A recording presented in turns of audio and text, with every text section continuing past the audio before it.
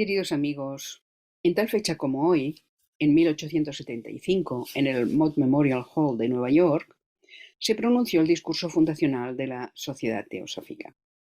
Cada año, en todas las ramas teosóficas del mundo, se tiene este día como una de las fechas institucionales que se celebran. Las celebramos por varias razones.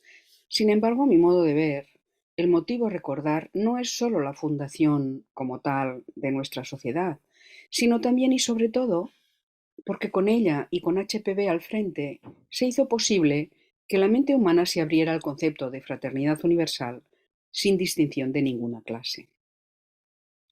El desarrollo de la fraternidad universal tiene dos vertientes. Una primera, que es personal, práctica, porque se aplica en nuestra vida diaria, y una segunda más abstracta, que nos acerca a la primera proposición fundamental de la doctrina secreta, que postula la unidad de todas las cosas, ayudándonos a tomar conciencia de que todos somos uno. HPV fue el portal que permitió dar paso a las enseñanzas milenarias de todos los tiempos.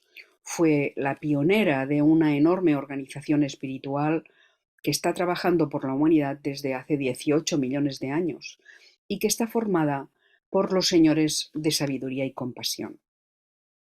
Ella nos ofreció esas enseñanzas recogidas en un ramillete para el que, como decía ella, había puesto el lazo que lo ataba.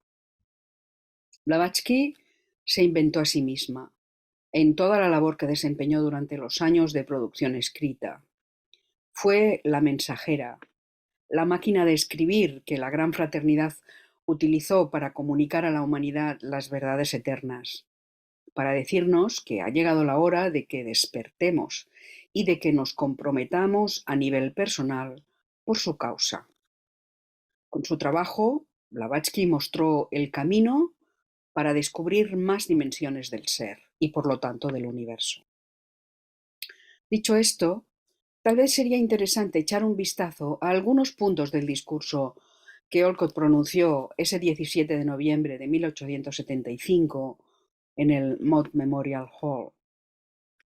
Aunque antes, bien podríamos repasar un poco los preliminares de esta fundación, cómo se sucedieron los hechos desde París, donde Madame Blavatsky se encontraba, hasta ese 17 de noviembre. Los que conocen bien la historia ya me perdonarán, pero tal vez algunos de nuestros hermanos que se han incorporado más recientemente a nuestra sociedad no hayan tenido la oportunidad de encontrarla en los escritos. Trataré de ser breve, dando solamente unas pinceladas. Espero que sean suficientes para que les pique la curiosidad y busquen más detalles después. Así que, estando en París, Madame Blavatsky recibió la orden de su maestro de trasladarse a Nueva York. Compró el pasaje, que era de primera clase, y al ir a embarcar había una madre con sus hijos que no podía subir a bordo porque la habían estafado y había perdido los billetes y no podía ir a Nueva York donde la esperaba su marido. Estaba muy desesperada y Madame Blavatsky, en un arranque de generosidad, cambió el pasaje que tenía de primera clase para que la madre con sus hijos pudieran viajar y así viajaron los cuatro en la bodega. Una vez en Nueva York, ella se dirigió a Chittenden, que era la granja de los hermanos Eddy, donde se realizaban sesiones de espiritismo en aquella época, que era muy popular por entonces. Y entra en escena Henry Steele Olcott, que trabajaba en un periódico y el redactor jefe le envió a cubrir esas sesiones espiritistas de la granja de los hermanos Eddy. Allí fue donde Blavatsky y Olcott coinciden y se conocen, y ese fue el principio de una larga amistad y de una estrechísima colaboración.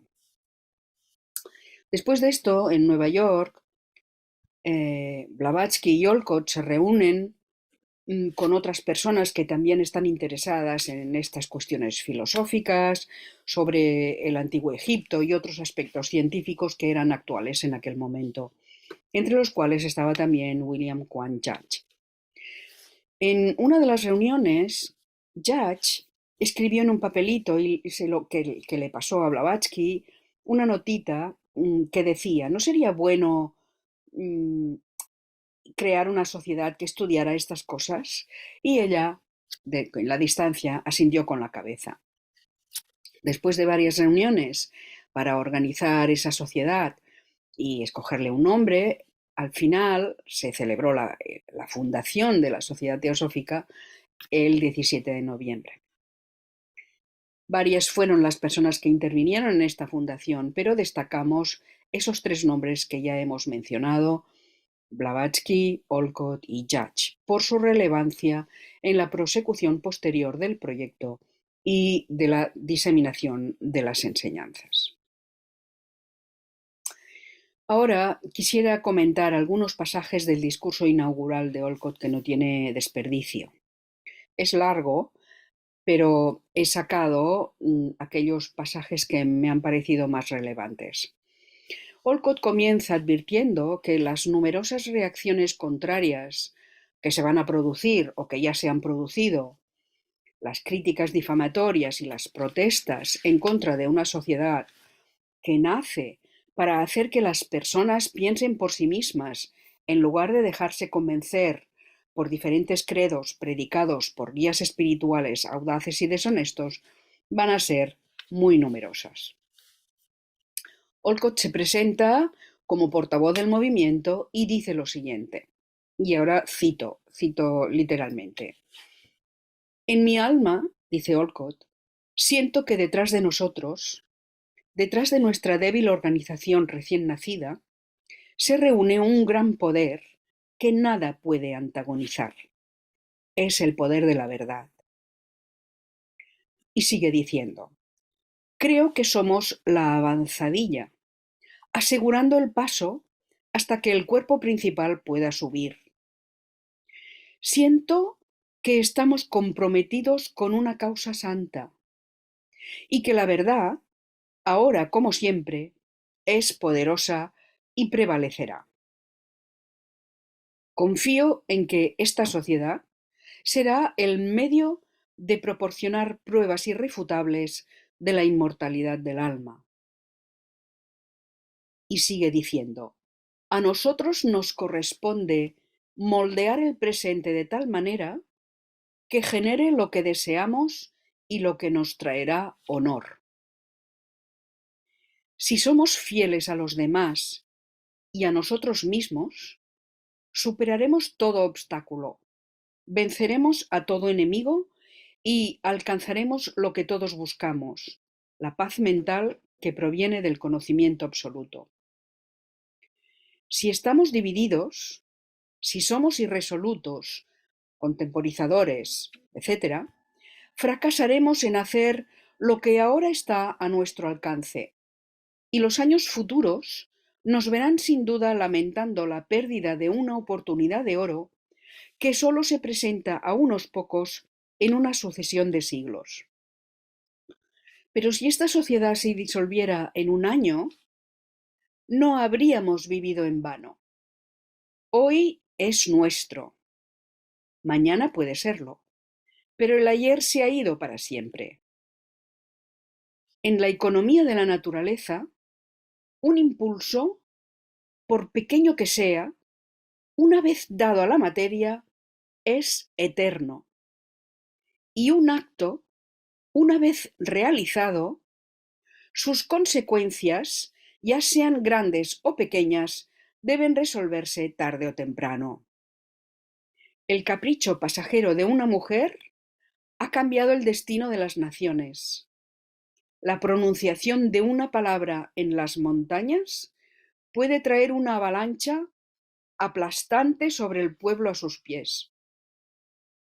El giro de los pasos de un hombre a la derecha o a la izquierda para evitar una piedra, o para perseguir una mariposa, o para gratificar no importa qué capricho ocioso, puede alterar su vida, toda su vida, y directa o indirectamente puede resultar en consecuencias momentáneas para todo un mundo. A continuación, hace una crítica clara y feroz de los impostores, de los espiritistas, de los católicos, de los protestantes. Y luego pasa a hacer una declaración de principios y, entre otras cosas, dice, cito,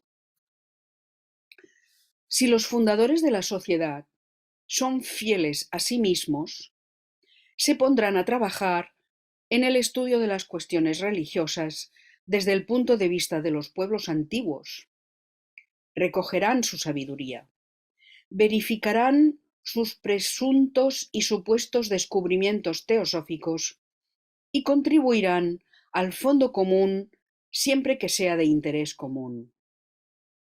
Y sigue diciendo, si entiendo el espíritu de esta sociedad, se consagra al estudio intrépido y concienzudo de la verdad y se compromete, tanto individual como colectivamente, a sufrir todo lo que se interponga en el camino.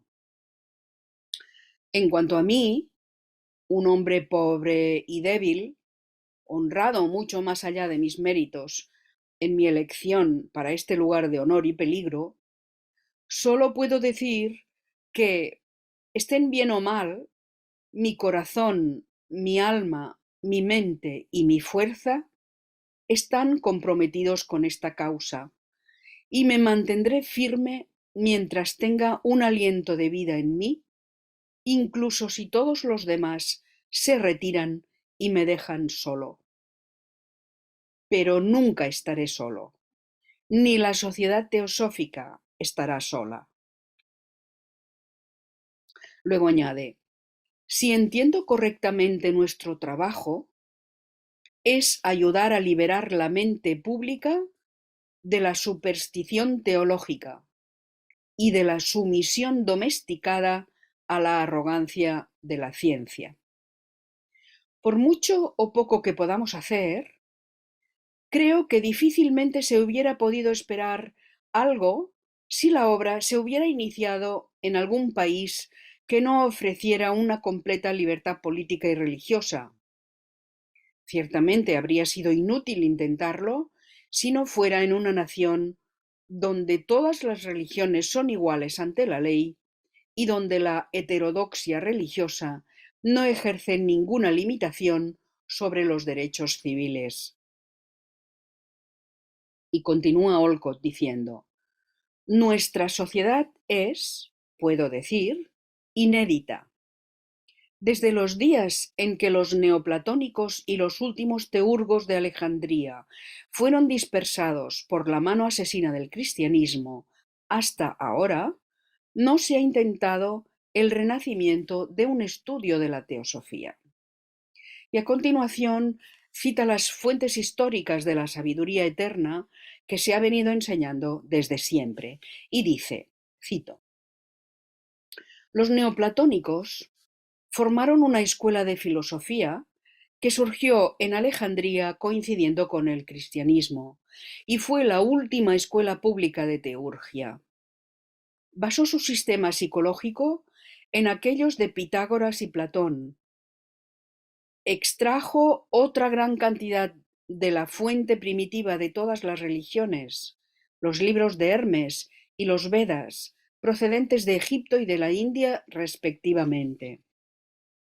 La cábala judía coloreó el neoplatonismo en no poca medida, pues habiendo degenerado la verdadera teurgia en aquella época, y yendo los pocos adeptos que quedaban a buscar la soledad con los esenios y en India, los neoplatónicos ya no tenían acceso a los verdaderos tratados de la ciencia divina, que fueron cuidadosamente recogidos y trasladados a un lugar secreto pocos días antes de la quema de la biblioteca de Alejandría por Julio César.